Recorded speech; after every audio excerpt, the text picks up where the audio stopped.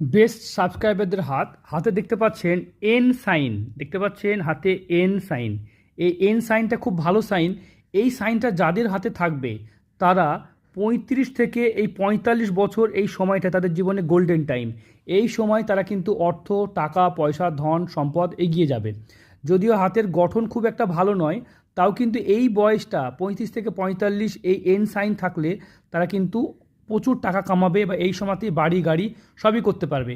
তাই এই সময়টা জীবনে কখনোই নষ্ট করবেন না, এই সময়টা কাজে লাগবেন।